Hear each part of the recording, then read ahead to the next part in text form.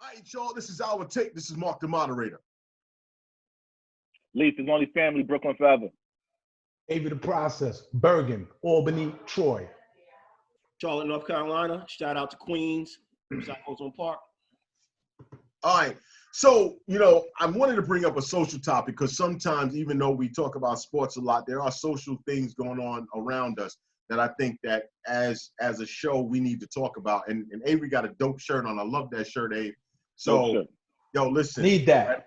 Right Need there. that. Yo, let me ask you a question because, we see it more and more, and I just want to get your take on it. Why is it that we seem to react when we seen the officer beat the kid up just the other day? Man, it got a lot of attention to it.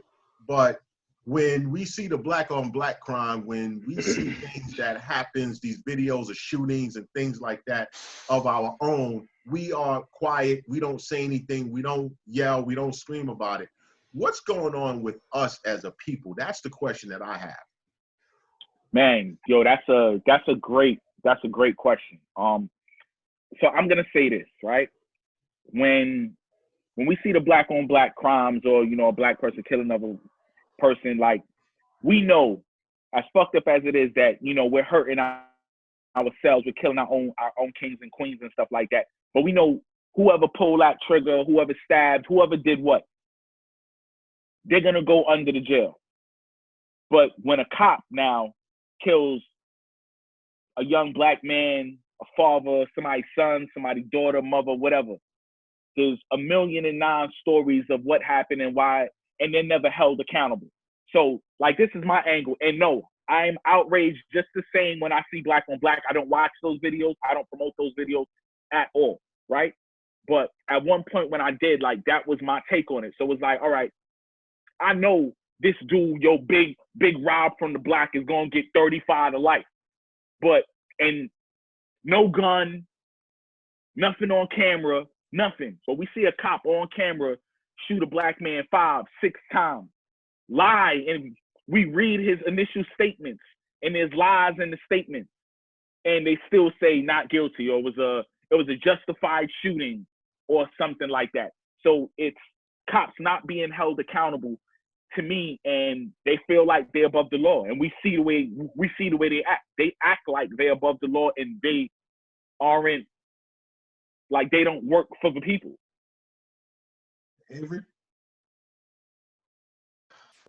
This could be a dissertation for me, man. I mean, I'm just trying to figure out where to start with it. Look, man. Let's focus on the pandemic itself. I think what we got to be careful of, just speaking on it at this time, especially with the officer that did what he did to the young gentleman, knocking him out with taser, the whole thing is, yo, listen, I tell my peoples right now, yo, don't act like because there's a pandemic that, there aren't certain laws in place for us, or laws that ain't on the books for us. Don't act like we now free to walk around and do what we gotta do. You see all of these videos of the social distancing thing. You see a whole bunch of people that don't look like us in East Village, in the park, or whatever it is, sitting together, they handing out masks. You come to my neighborhood, they handing you out tickets, and they harass you, and they making sure that you can't stand and do what you want to do and congregate amongst your people. Just from a slavery aspect, I was talking to my wife about this last night. This starts from day one. In slavery times, slaves could not congregate with each other, period. They break that up. Why? Because it was a plot to overthrow master, right? So they made sure they broke you up in the right way. So now just fast forward to where we're at, the same rules apply. It just looks different. We got a little bit more, so to speak. But to compare it now to when we act that way amongst ourselves, and we, quote unquote, are savages, and then we glorify it. And I think that's really the problem. I think if you start looking at it, you look at it like, cops beat us up. We look at it, it's evidence. We beat each other up. We look at it, it's on World Star. And that's where I really can't wrap my brain around it. You know what I mean? Like, I struggle with it. You know what I'm saying? And I'm guilty of, sometimes I look at it, I'll be like, yo, this person got knocked out, or yo, this person beat this person up like that.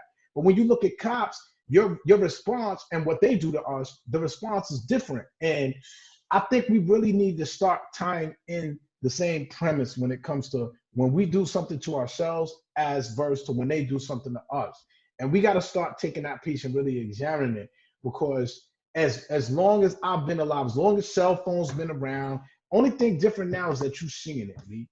They've been doing this for years. You know what I'm saying? Like this is not something that hasn't been happening. It's just that now we seeing it. And now, like you said, Lee, it's more so like, oh, we don't know what the cop was thinking. It don't matter if you got it visually. But when a brother do it, again, my face looks different. I'm a menacing figure. It's this idea that we are of criminal construct, period.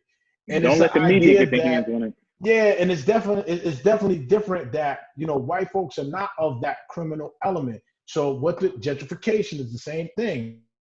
That's that idea. The idea is that if you have white folks that live in a community, they're there to bring the community up. You have black folks that live in a community, they're there to tear it down. So when we start internally getting our own selves right, that's the only way this is gonna change.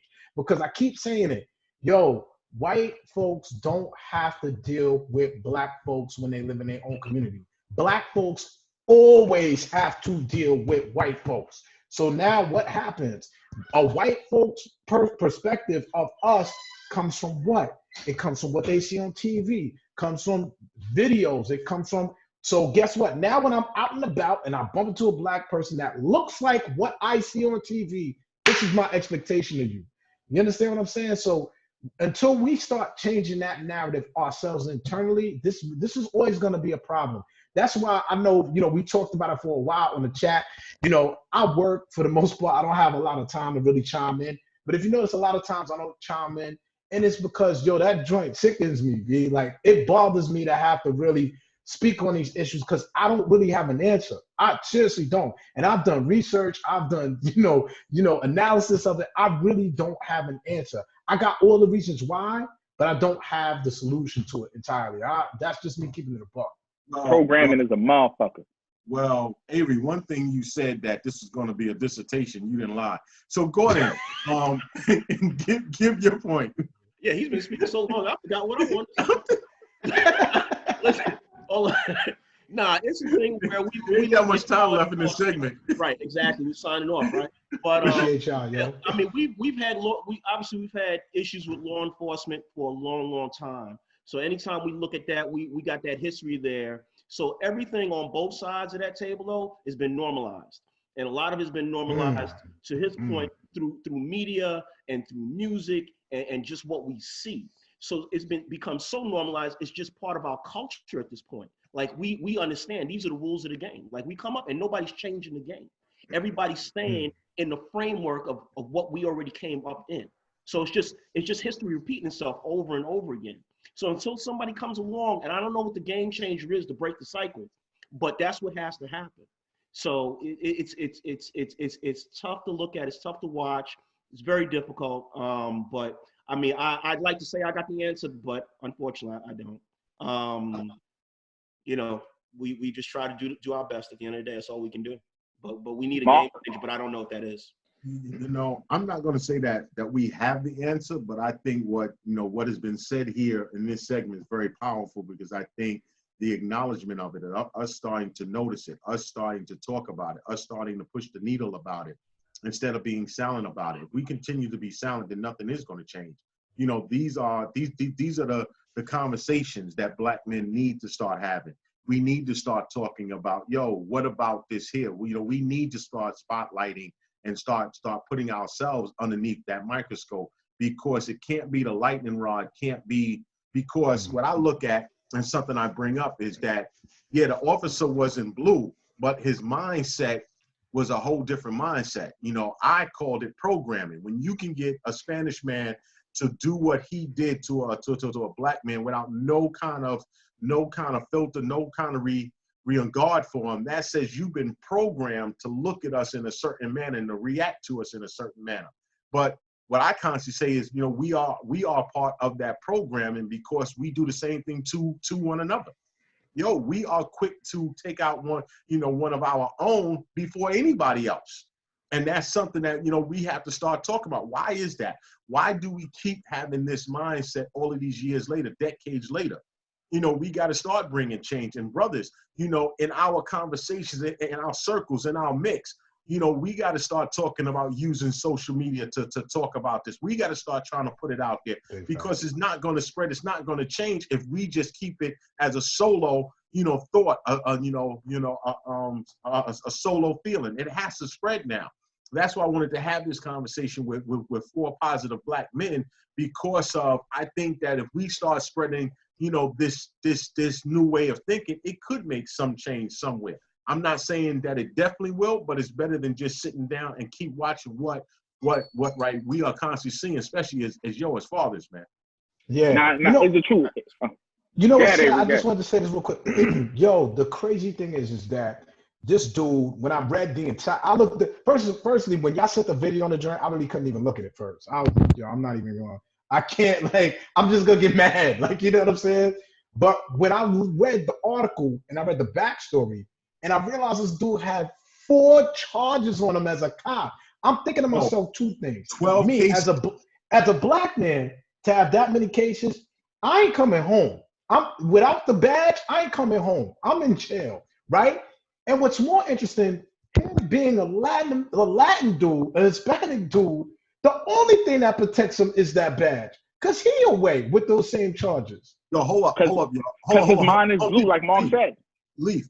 Hold that. We're gonna go one more segment, because I want to finish this up. I think we still got more to say on this. Give us 1 second, y'all. We're gonna come right back. This is our take.